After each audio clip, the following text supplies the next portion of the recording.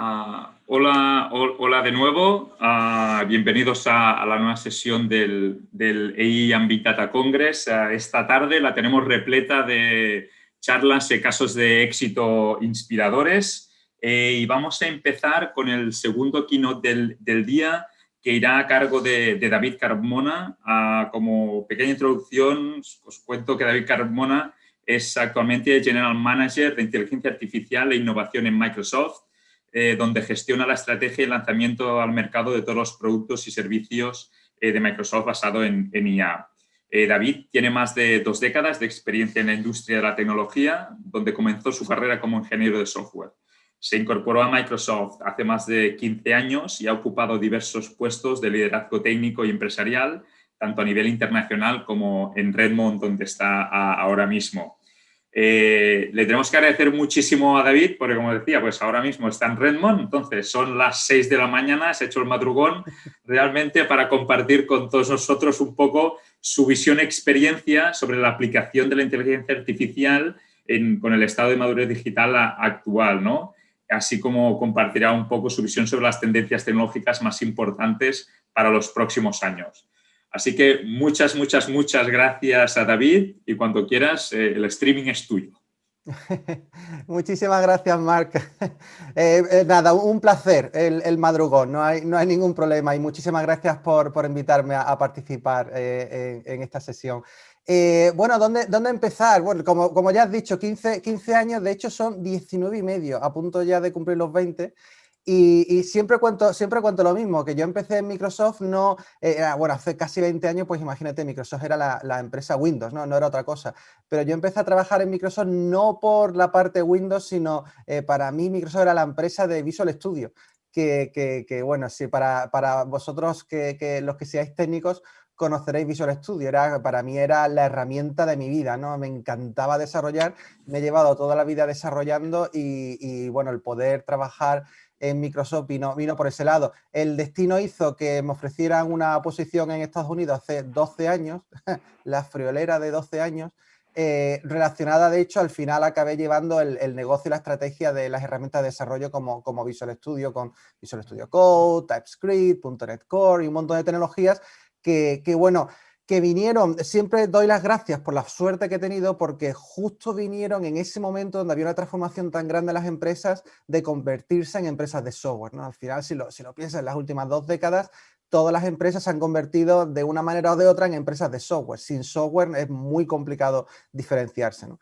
Y hace como 5 años, cuando empezó realmente a hablarse de, oye, cuidado que el software va a cambiar, ¿no? Que la inteligencia artificial va a llegar pronto. Pues ahí decidí hacer otro cambio de carrera y meterme en la parte de la inteligencia artificial. Me pidieron llevar un equipo en Microsoft, por entonces el inicio de la inteligencia artificial, y lo hice porque al final hay muchas maneras de definir la inteligencia artificial, ¿no? Todo el mundo, hay como definiciones filosóficas incluso algunas veces, pero al final, si vienes del mundo software, la inteligencia artificial no es más que otra manera de hacer software, ¿no? Y lo que pasa es que sí es verdad que es una manera radicalmente distinta de hacer software y te permite hacer cosas que antes no podíamos, y sobre todo en 3 áreas: en percibir el mundo alrededor nuestro, en extraer conocimiento de esa información y el poder razonar encima de ese conocimiento. Esas 3 cosas, hacerlo con los if, then, elses tradicionales es imposible, ¿no? Así que es una manera radical y al final lo que siempre digo yo es que si antes, en estas 2 décadas, hemos visto cómo cada empresa se ha convertido en una empresa de software, en las 2 próximas décadas vamos a ver cómo cada empresa se va a convertir en una empresa de inteligencia artificial. Y sin inteligencia artificial, igual que ahora no nos imaginamos el poder competir en el mundo sin hacer desarrollo software, sin utilizar software en nuestra empresa, lo mismo va a ocurrir con la inteligencia artificial, ¿no?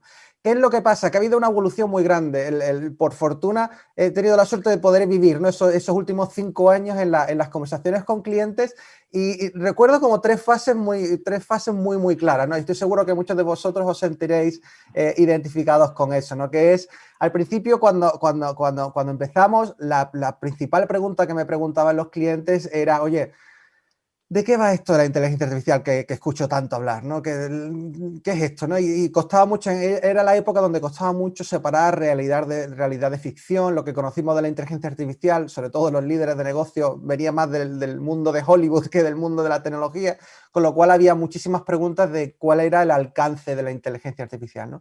Pero de un tiempo para acá, yo creo que los últimos 3 años ha cambiado muchísimo la conversación, ¿no? Y ya la conversación era más en, oye, sí, me lo creo, esto va a ser radical en los negocios. ¿Cómo empiezo? ¿Cuáles son los primeros pasos? ¿Cómo puedo empezar a hacer mis proyectos con inteligencia artificial, ¿no?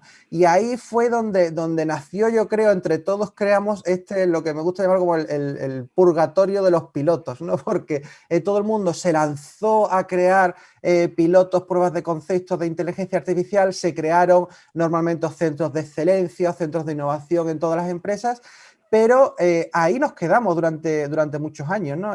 Aquí tenéis, por ejemplo, una gráfica donde se ve esa brecha que había entre lo que decían los responsables de negocio que querían estar, a donde realmente estaban, ¿no? Que eran muy poca adopción en cuanto a aplicaciones en producción con inteligencia artificial, ¿no?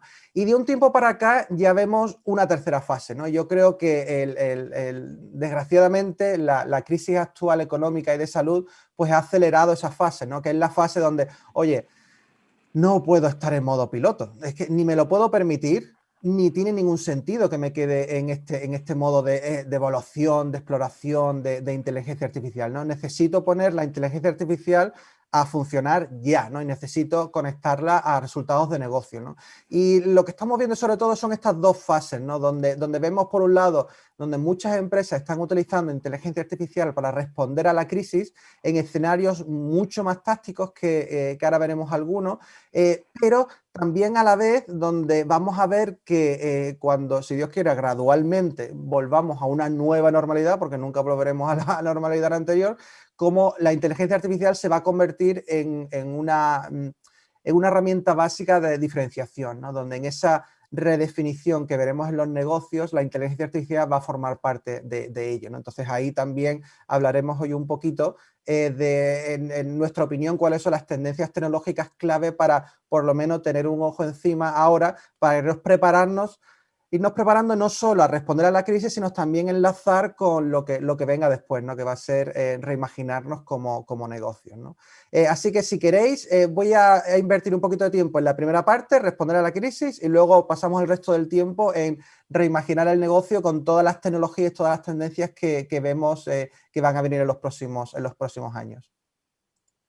Venga, empiezo con responder a la crisis. Estos son escenarios, los pongo un poco como ejemplos, pero realmente si veis, si habláis con cualquier empresa, incluso con analistas o con consultoras, os van a dar escenarios muy parecidos en distintas palabras, ¿no? Son los escenarios donde estamos viendo que la inteligencia artificial puede ayudar de forma muy sencilla a día de hoy, ¿no? Sin necesidad de reinventar la rueda, sin necesidad de hacer inversiones grandísimas en inteligencia artificial o en I+D en inteligencia artificial, pues directamente lo puedes poner a trabajar hoy, ¿no? Y además en un momento donde estos tres pilares o estos tres escenarios tienen mucha importancia, ¿no? El primero es el de la optimización de procesos. Es muy evidente, ¿no? La inteligencia artificial puede ayudar muchísimo, sobre todo en el momento en el que nos encontramos ahora mismo, donde donde se requiere muchísima flexibilidad. Imaginad, por ejemplo, un proceso pues mira, hace poco hablaba con un banco, los procesos de detección de fraude.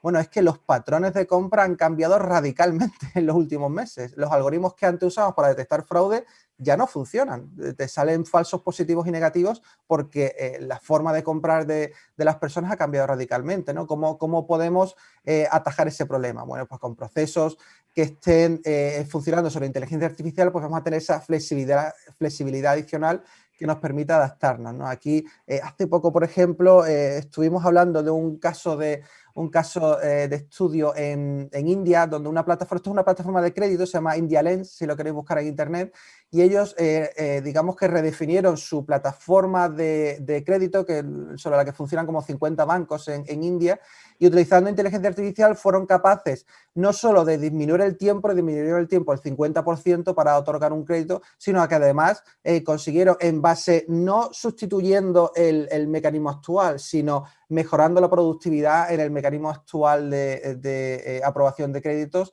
pues mejores resultados, ¿no? en esos créditos. Con lo cual, un ejemplo por poner sobre la mesa. El segundo escenario también muy interesante es el de productividad de empleados, ¿no? Yo creo que vivimos como en una tormenta perfecta donde, por un lado, como empleados tenemos un trabajo más complicado, pues en fin, las circunstancias son muy especiales y nuestros trabajos son más complejos.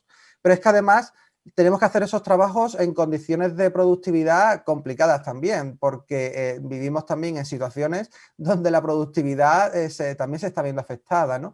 Con lo cual, cualquier área donde podamos poner la inteligencia artificial a mejorar esa productividad nos va a dar resultados a corto plazo, ¿no? Dos áreas principales que comentaría ahí. Una muy evidente, que yo creo que es donde está todo el mundo enfocado ahora mismo, es el poder ayudar en tareas repetitivas, ¿no? Todo el mundo ha oído hablar del Robot Process Automation, etcétera, etcétera, que nos va a ayudar mucho en tareas repetitivas, poder liberar al usuario para poder centrarse en otras tareas más complejas, ¿no? Esa es la evidente.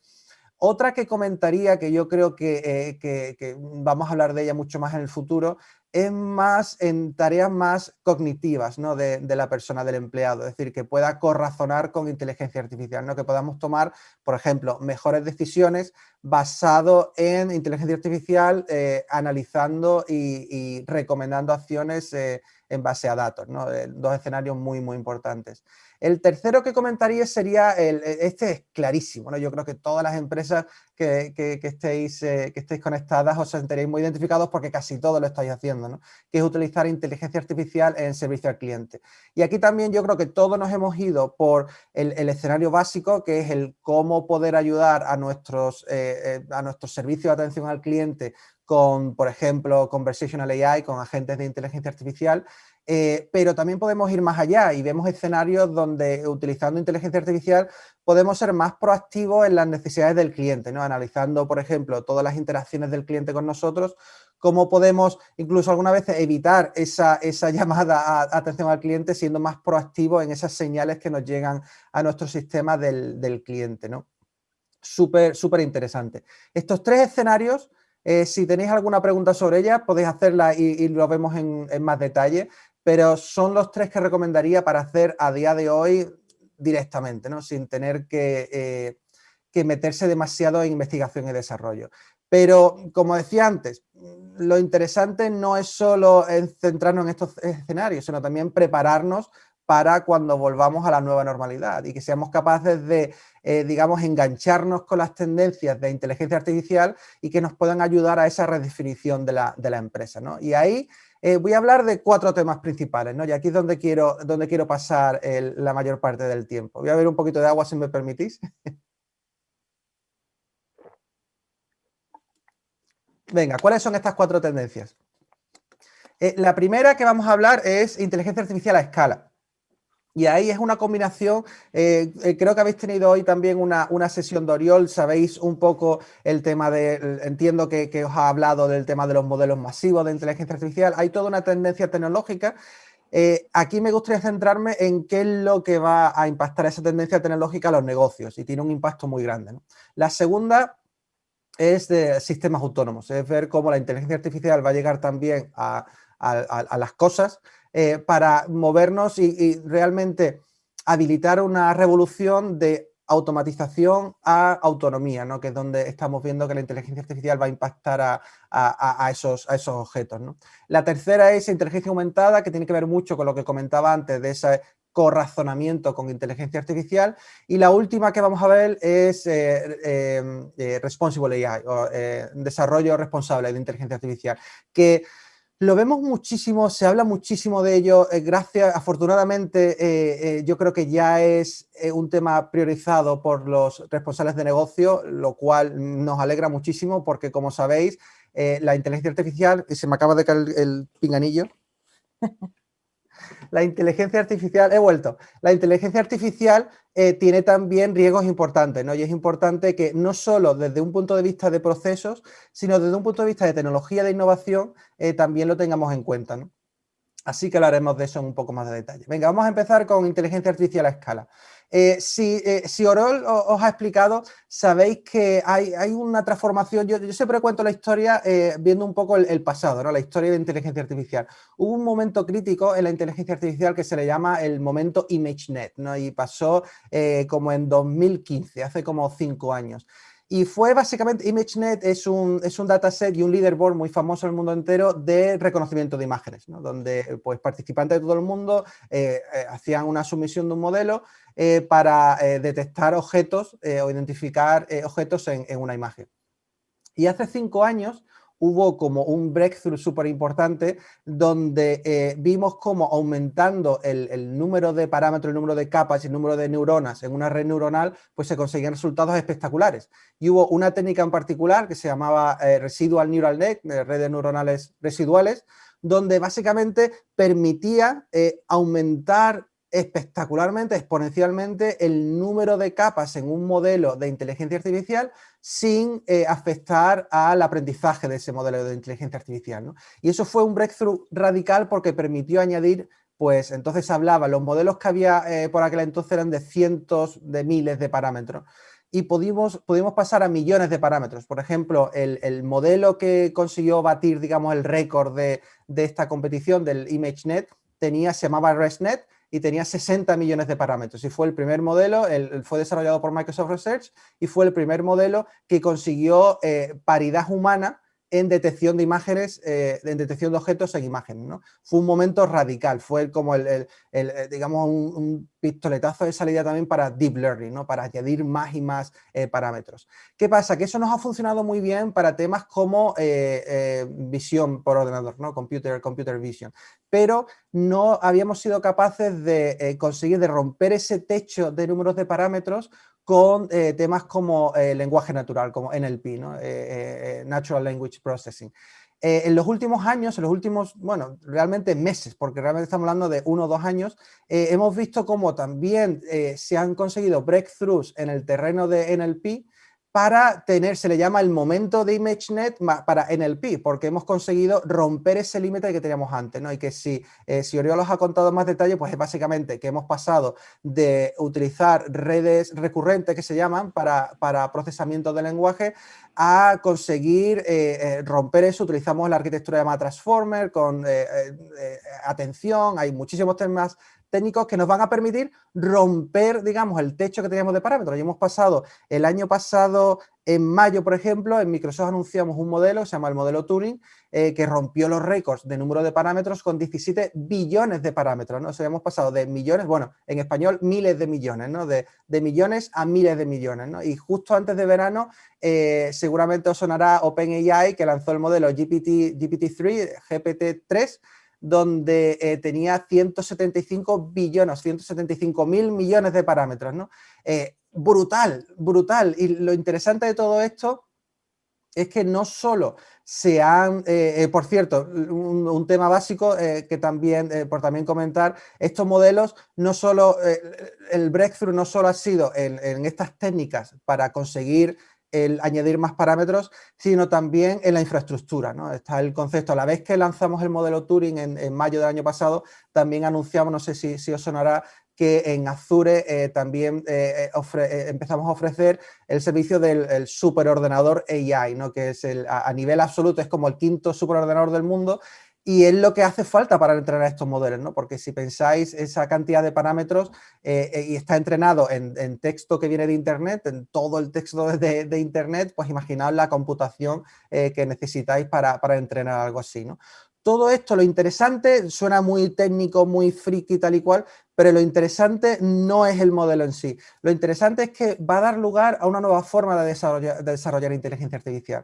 Porque lo que estamos aprendiendo con estos modelos es que, además de que son más precisos, más potentes, lo que tú quieras, pero lo más interesante es que permiten ser personalizados. Es decir, que tú puedes entrenar un modelo en cualquier dominio, o por ejemplo, en el dominio de todo el texto que venga de Internet, y luego ese modelo lo puedes utilizar no solo en otros dominios. Por ejemplo, lo podéis utilizar, nosotros lo hacemos, hacemos transfer learning, que se llama, de ese modelo general a un modelo de medicina. Se puede hacer. No tienes que entrenar todo desde el principio, solo tienes que hacer el delta, ¿no? Ese transfer learning que se llama, o el fine tuning también se llama en inglés, ¿no?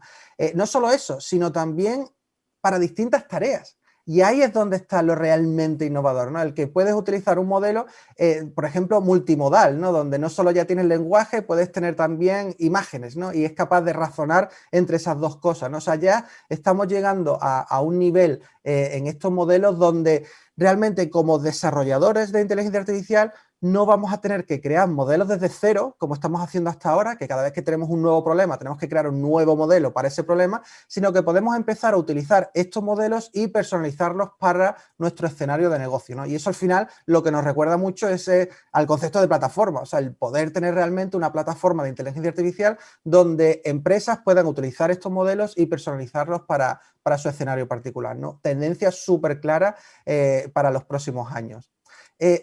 La primera tendencia tenía mucho que ver con la inteligencia artificial en la nube. Esta segunda tiene mucho que ver con la inteligencia artificial en el edge, ¿no? En el Internet de las cosas, ¿no?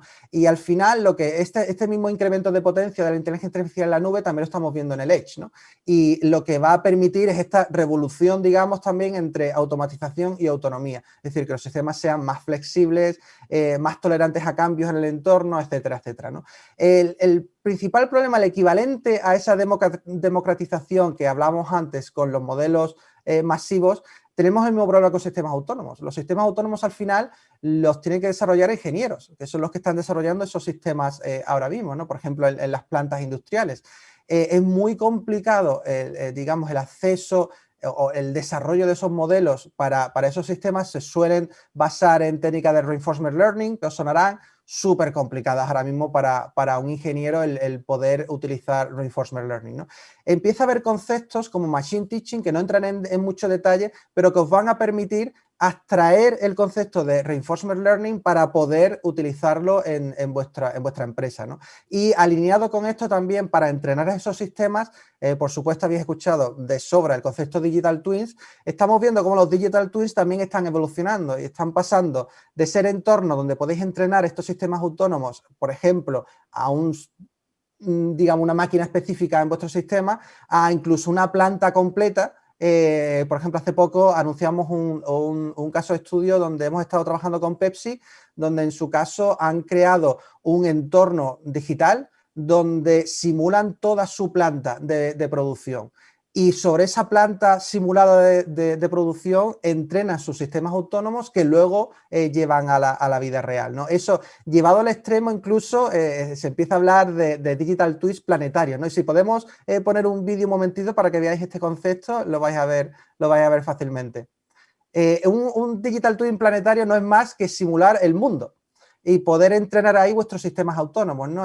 Si queréis simular un sistema autónomo para una planta de producción, necesitáis un digital twin de la planta de producción. Pero si queréis hacer un dron autónomo o un vehículo autónomo, necesitáis un digital twin del mundo, ¿no? Y ahí, no sé si habéis visto, por ejemplo, lo que hemos hecho en sistemas como en el mundo de juegos, ¿no? Con Flight Simulator, pero estamos llevando esos conceptos al entorno de simulación. Tenemos un entorno de simulación que se llama AirSim, donde podéis entrenar. Veis que tiene también, veis en la pantalla que no solo simulamos el escenario, sino también los sensores de ese dron, ¿no? Pues profundidad, imagen, etcétera, etcétera. Ahí podéis entrenar vuestro sistema de forma segura y luego llevarlo a la vida real, ¿no?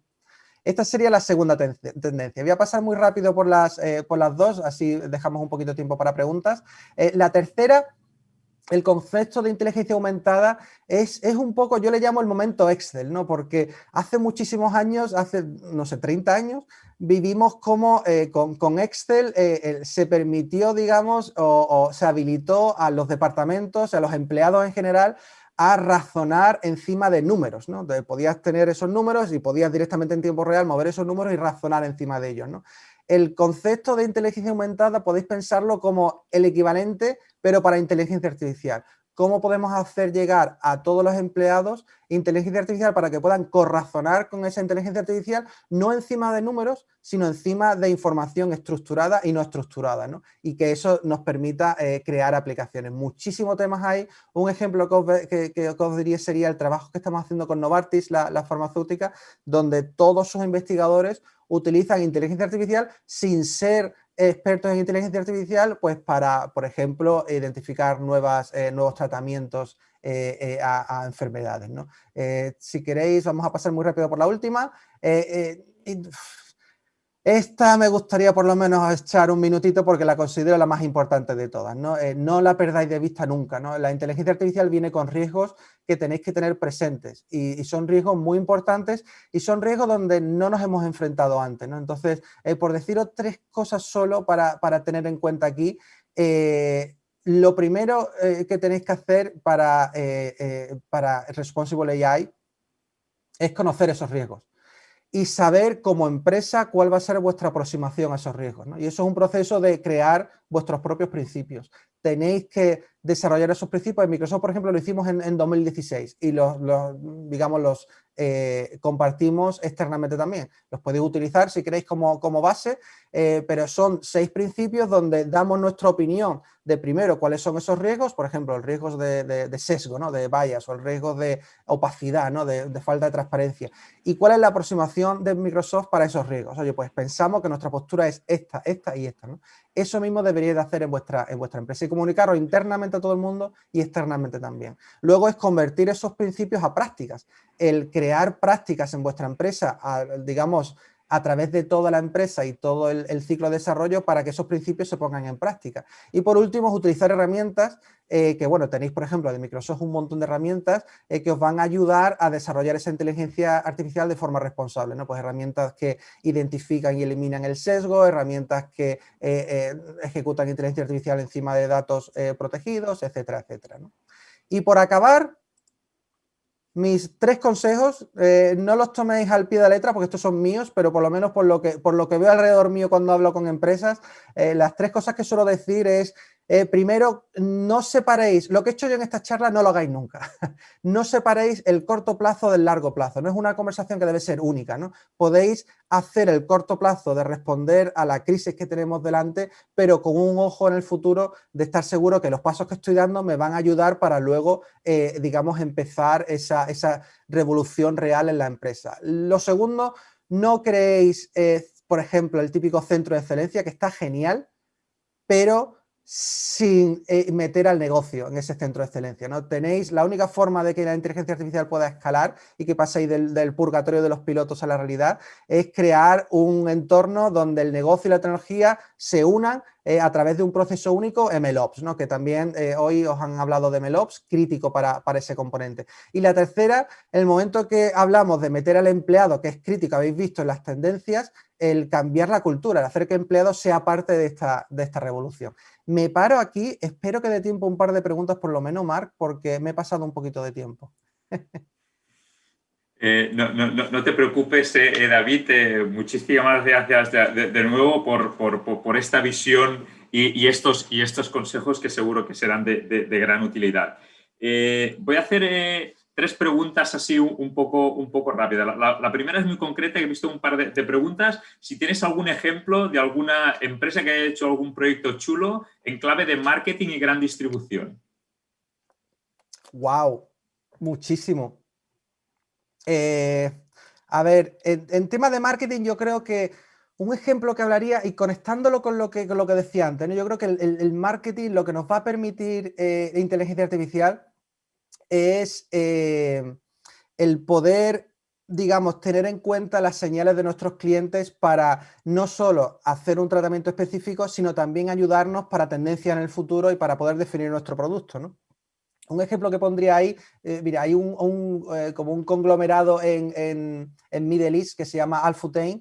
Ellos pues tienen cadenas de ropa, cadenas de cines, etcétera, etcétera. Ellos lo que hacen es todas las señales que le llegan de los clientes, que tienen como de media, tienen más de 200 señales por cada cliente, utilizan un sistema de inteligencia artificial para hacer 3 cosas. Primero, para, digamos, ofrecerle tratamiento específico, ¿no? Esa es muy básica, es la que todo el mundo está haciendo ahora mismo, recomendaciones para el cliente. Pero las otras dos que son súper interesantes, la segunda es para aumentar, digamos, el loyalty, ¿no? Para aumentar, digamos, la conexión con el cliente. Y la tercera es para identificar tendencias, es que nos permita también, digamos, un canal de entrada que nos permita definir nuestros productos del futuro, ¿no? Eso en marketing. En distribución yo creo que algo básico en distribución es, por supuesto, el poder acortar los tiempos de management, ¿no? Los tiempos de planificación. Yo creo que ahora mismo en muchísimas empresas de distribución y en muchísimas empresas también de retail estamos, digamos que los ciclos, por ejemplo, de management de inventory, se me olvida la palabra en español. ¿Inventorio? ¿Cómo dices inventory Sí, en sí, español? inventario, ¿Inventorio? perfecto. Claro, suena. El... Gracias, Marc. Conseguir acortarlos muchísimo, ¿no? Con estas técnicas, ¿no? Que nos van a permitir pues, ser más flexibles a la dinámica actual, que es muchísimo rápido. Por poner un ejemplo ahí, hay un retailer, si lo queréis buscar online, que se llama Twilfit, es de Suecia, donde han aplicado estas técnicas para, digamos, reducir muchísimo el tiempo del management del inventario para poder, digamos, atajar el comportamiento caótico que existe ahora mismo entre la oferta y la demanda, ¿no? Que es casi imposible de predecir, ¿no? Gracias. Creo que lo he buscado inventario. Segunda Inventario, pregunta. inventario, Dios mío, mi español, perdón, inventario. Segunda pregunta, porque un ámbito el último ámbito que has comentado que es súper importante y nosotros desde SIDAI también es para nosotros un flagship, el de hacer las cosas con principios éticos y que todo sea trustworthy. Yo había leído hace tiempo un poco también, ostras, la costa oeste de Estados Unidos no para de fichar filósofos. En cuanto tú estás hablando un poco, oye, define tus principios y luego define qué prácticas vas a hacer. ¿Quién está involucrado? ¿Qué perfiles están Sí, involucrados para muy buena definir todo pregunta, esto? muy buena pregunta, sí.